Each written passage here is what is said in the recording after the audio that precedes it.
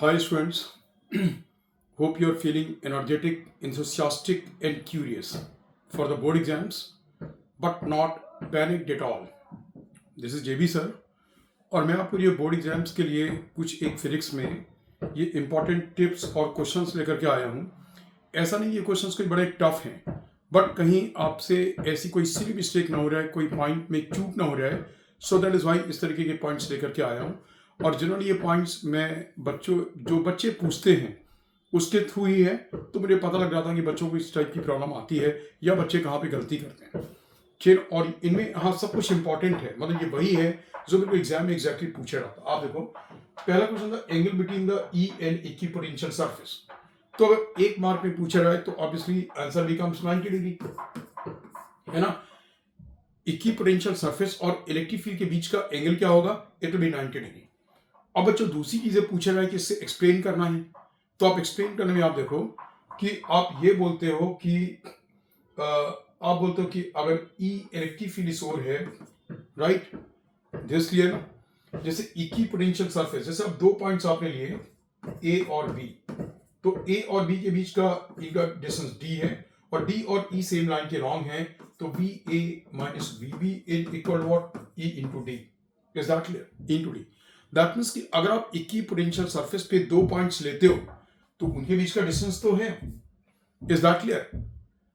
उस ओर ई नहीं होना चाहिए, और ई का कोई भी कंपोनेंट उस ओर होगा तो potential difference can not be zero, but the surface is what? Equipotential, so potential difference has to be zero.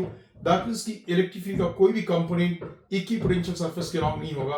अगर ये इक्विपोटेंशियल सरफेस है तो इलेक्ट्रिक फील्ड क्या होगी? उसके परपेंडिकुलर होगी, सो दैट कि सरफेस के अराउंड कोई कंपोनेंट ई का नहीं आएगा, और सरफेस पे कोई भी दो पॉइंट्स लोगे उनके बीच का potential difference will be what? Zero, अगर आपसे उसकी रीजनिंग पूछी जाती है। Now see the next question, ये बड़ा ही इजी है। The energy of hydrogen atom in the first excited state and second excited state. फिर भी मैं आपके सामने क्यों ला रहा हूं? The energy of hydrogen atom in the first excited state and in the second excited state. बच्चे से कई बार क्या समझ लेते हैं कि first excited state means n equals 1 और second excited state means n equals 2। Wrong. First ground state हुई n equals 1, first excited state का मतलब n इक्वल्स 2। तो आपने लिखा E first excited state, first excited is equal to minus 13.6 into z square upon what? 4, क्योंकि वो n equals to 2 होगा first excited state, and second excited state उसमें क्या होगा? minus 13.6 into z square divide by what? 9। तो जब आप divide करोगे तो रेशियो क्या रहेगा इसका? आ रहेगा 9:4 का रेशियो आ रहेगा। Is this clear? बच्चों समझ गए ना इसे? ठीक है, नाउ से अब आप देखोगे नेक्स्ट क्वेश्चन। अब एक ये भी मैंने देखा बच्चे इसमें भी गलती करते हैं और ये इंपॉर्टेंट है। अगर आप ऑब्जेक्टिव की फोकल लेंथ इंक्रीज कर दोगे तो मैग्नीफाइंग पावर पे क्या इफेक्ट पड़ेगा एक माइक्रोस्कोप, कंपाउंड माइक्रोस्कोप में और टेलीस्कोप में। दो कंपाउंड माइक्रोस्कोप में आपको याद होगा कि मैग्नीफाइंग पावर एम में क्या आता है? एल अपॉन एफ ओ, ये ऑलमोस्ट अप्रोक्सीमेटली होता है L upon F O into 1 plus D upon F E. तो अगर आप फोकल लेंथ बढ़ा दोगे ऑब्जेक्टिव की तो मैग्नीफाइंग पावर एक सिंपल माइक्रोस्कोप का क्या होगा? कम हो जाएगा। Is that clear? और इससे आपको याद होगा नॉर्मल एडजस्टमेंट में या किसी भी एडजस्टमेंट में टेलीस्कोप के मैग्नीफाइंग पावर में नॉर्मल में क्या होता है? F O upon F E, है ना। और जो नॉर्मल एडजस्टमेंट नहीं है उसमें भी क्या होता है? F O upon F E तो आते ही है, एक और टर्म होता है। सो दैट मीन्स यहाँ पे क्योंकि एफ ओ है न्यूमेरेटर में, तो टेलीस्कोप की मैग्नीफाइंग पावर क्या होगी? फोकल लेंथ बढ़ाने से ऑब्जेक्टिव की बढ़ जाएगी और कंपाउंड माइक्रोस्कोप की क्या होगी? वो डिक्रीज कर जाएगी। This clear students? नाउ से अब आप देखोगे thin film of soap solution. मैंने ये क्वेश्चन आंसर और रीजनिंग वाले में देखा है, असर्शन और रीजनिंग में। तो असर्शन था कि अगर आप थिन फिल्म देखोगे, एक सोप किसी भी फिल्म की थिन फिल्म या एक सोप बबल थिन फिल्म का, तो उसके सरफेस पे कलर्स दिखते हैं। तो एक तो ये असर्शन था कलर्स दिखते हैं, क्यों कलर्स दिखते हैं। दूसरा उसका रीजन था कि it is because of what? तो उसमें था कि इंटरफियरेंस। तो पहला ऑब्जर्वेशन असर्शन भी करेक्ट है और रीजन उसका करेक्ट एक्सप्लेनेशन है, it is because of interference. अब अगर और फर्दर कोई ऐसी चीज पूछ देते इंटरफियरेंस फ्रॉम व्हाट, तो होता क्या है थिन फिल्म में, जैसे कि मान लो एक लाइट रे यहां से आई इसका कुछ पार्ट इस लाइट रे का यहाँ से रिफ्लेक्ट हुआ और कुछ लाइट यहाँ अंदर गई और इस फिल्म की दूसरी वाली सरफेस से रिफ्लेक्ट हुआ। तो इन दोनों लाइट रेज में क्या हुआ, पाथ डिफरेंस आ गया। जो रे यहाँ से रिफ्लेक्ट हुई उसने इतना एक्स्ट्रा पाथ ट्रेवल किया आने और जाने का, तो पाथ डिफरेंस आ गया। अगर ये दोनों बाहर आई तो उनमें क्या होगा, एक इंटरफेरेंस होगा और उस इंटरफेरेंस से मैक्सिमा और मिनिमा का एक पैटर्न बनेगा डिफरेंट कलर्स के लिए। So this is because of interference. और इंटरफेरेंस किसके बीच में, एक जो अपर सरफेस से लाइट रे रिफ्लेक्ट होगी और एक जो लोअर सरफेस से लाइट रे दूसरी वाली सरफेस से लाइट रे रिफ्लेक्ट होगी, उनके बीच में। नाउ सी, अब आप देखोगे ये बच्चों एक सेमीकंडक्टर का क्वेश्चन है। ये एक डायोड है, इसमें इनपुट दिया गया ये वाला, तो अब इसका आउटपुट यहाँ पे लिया जा रहा, तो इसमें आपका आउटपुट क्या आएगा। तो देखो यहाँ पे इनपुट का सिग्नल ऐसा हुआ, इनपुट का सिग्नल ये होने का मतलब कि यहाँ पे पॉजिटिव और यहाँ पे या तो जीरो या निगेटिव। चलिए यहाँ पे पॉजिटिव है, इज दैट क्लियर। यहाँ पे जब पॉजिटिव है तो इसका आउटपुट क्या आएगा, कुछ नहीं आएगा, ये रिवर्स बायस्ड हो गया। लेकिन जब ये वाला सिग्नल होगा तो यहाँ पे क्या हुआ, इस वाले में -2 होगा, पहले यहाँ +2 था तो रिवर्स बायस्ड हो गया। अब यहाँ -2 और यहाँ पे क्या होगा 0, तो अब आउटपुट आएगा। तो RL के क्रॉस आउटपुट में लगातार क्या आएगा, इसके डिफरेंट ऑप्शन थे, only +2, only this thing that thing. तो जो करेक्ट ऑप्शन आएगा, करेक्ट ऑप्शन क्या आएगा, ओनली -2। Is that clear. मतलब जब इसका ये वाला पॉइंट -2 पे होगा और ये 0 पे होगा तो ये फॉरवर्ड बायस्ड होगा और वही आउटपुट इससे पास होगा, दैट इज व्हाट -2। जब ये +2 पे होगा, ये 0 पे होगा तो ये रिवर्स बायस्ड है और इसमें क्या होगा, कोई आउटपुट नहीं आएगा। तो इस ऐसे क्वेश्चंस में भी आप कोई सिली मिस्टेक मत कर देना। और साथ में ये भी सुनो बच्चों कि एक डायोड का कि फॉरवर्ड बायस्ड है, रिवर्स बायस्ड है, इससे मतलब नहीं जैसे आप बोलो कि ये +5 वोल्ट्स में है और ये 0 वोल्ट्स में है तभी ये फॉरवर्ड बायस्ड है, ये +5 वोल्ट्स में है, ये -3 वोल्ट्स में है तभी ये फॉरवर्ड बायस्ड है, अभी भी फॉरवर्ड बायस्ड है। ये +5 वोल्ट्स है और ये +3 वोल्ट्स है, अभी भी ये फॉरवर्ड बायस्ड है। मतलब व्हाट, अगर P का पोटेंशियल N वाले से हाई है तो वो क्या है, फॉरवर्ड बायस्ड है। अभी भी देखो ये फॉरवर्ड बायस्ड है, ये -2 वोल्ट्स और ये -3 वोल्ट्स। तो हाई पोटेंशियल किसका है, P वाले का, अभी भी रिवर्स बायस्ड है। तो P वाले का हायर पोटेंशियल हो रिलेटेड टू द N वाले के, या N वाले का पोटेंशियल लोअर हो रिलेटिव टू द P वाले के, तो this is what it is forward biased. Now students ये देखोगे, ये किसी बच्चे ने पूछा था कि YDSC में ये दो स्लिट्स हैं और इस सोर्स ऑफ लाइट, एक ही सोर्स ऑफ लाइट से लाइट दोनों स्लिट्स में जा रही है और इंटेंसिटी और फिर इसका इफेक्ट क्या होगा अगर हम सोर्स को दूर करें या पास करें। तो देखो आप सोर्स कितना भी पास ले आओ, इनमें यहाँ पे तो कोई पाथ डिफरेंस जनरेट नहीं होगा, इक्वली पाथ लेंथ हुई। तो दैट मीन्स की जो फील्ड विड्थ थी, दो मैक्सिमा मिनिमा के बीच की डिस्टेंस थी, किसी मैक्सिमा की पोजीशन थी, मिनिमा की पोजीशन थी, सोर्स के दूर ले जाने से या पास ले जाने से उसमें कोई फर्क नहीं पड़ेगा। सोर्स के दूर ले जाने से ब्राइटनेस थोड़ी सी फ्रिंजेस में कम हो जाएगी और सोर्स पास आएगा तो ब्राइटनेस थोड़ी सी बढ़ जाएगी, that will be the only effect. एक क्वेश्चन था जिसमें पूछा ये जो स्मॉल डी इनके बीच के डिस्टेंस है उसमें वेरिएशन करते हैं, तो उसमें देखो अगर आप डी की वैल्यू बढ़ाओगे तो फ्रिंज विड्थ क्या होगी, कम हो जाएगी, और स्मॉल डी को इंक्रीज करोगे तो फ्रिंज विड्थ क्या होगी, कम होगी, और स्मॉल डी क्योंकि आपने इंक्रीज करा है तो फ्रिंजेस एक्स क्या होंगी, पास पास आ जाएंगी। मतलब हर एक मैक्सिमा थोड़ा पास पास, हर एक मिनिमा थोड़ा पास पास, this will be the effect.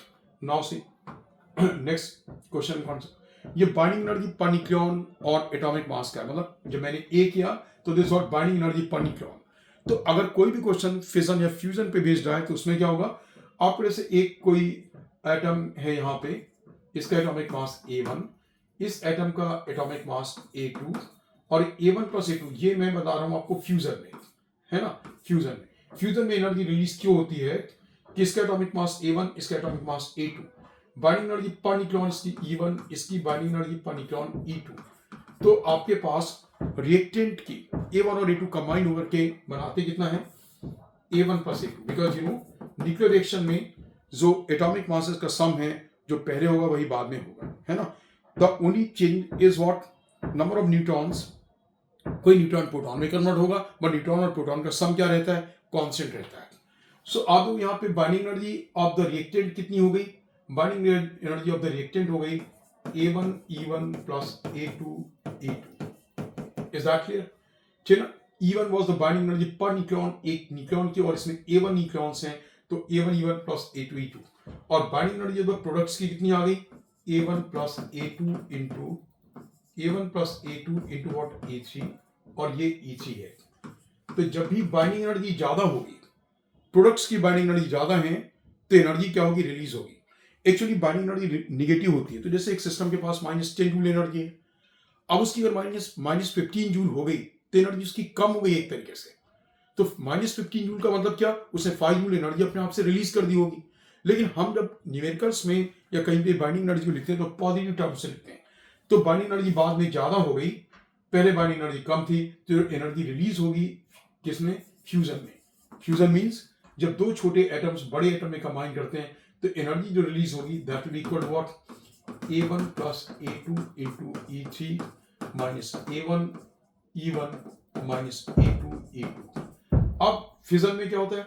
जब एक बड़ा न्यूक्लियस दो छोटे न्यूक्लियन में आएगा, वो स्प्लिट होगा। इसका एटॉमिक मास ज्यादा था, मान लो ये A6 है, ये सपोज याला A4 है, और याला से A5 है।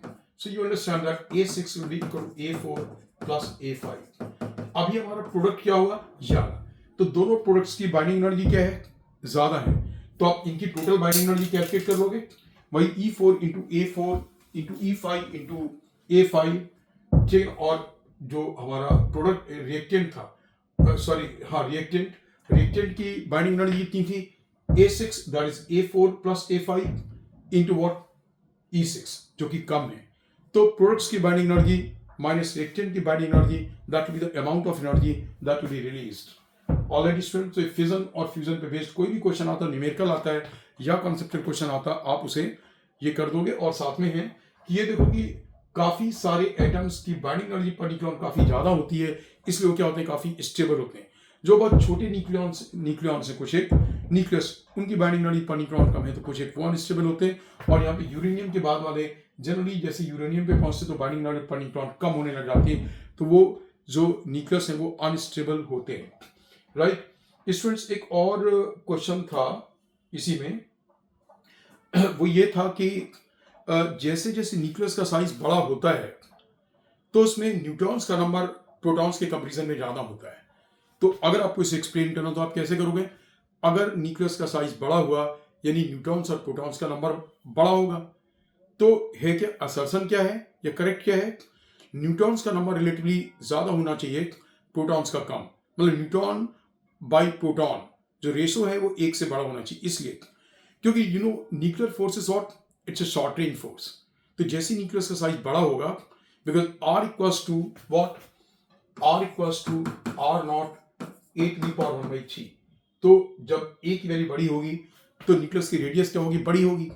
जब न्यूक्लियस की रेडियस बड़ी होगी, तो जो दो न्यूक्लियन बिल्कुल बाउंड्री लाइन पे आ रहे हैं, बिल्कुल डायमेट्रिकली ऑपोजिट बाउंड्री लाइन पे आ रहे हैं, उनके बीच की डिस्टेंस ज्यादा होगी, और उनके बीच का न्यूक्लियर फोर्स क्या होगा? वीक हो जाएगा, because it's a short range force.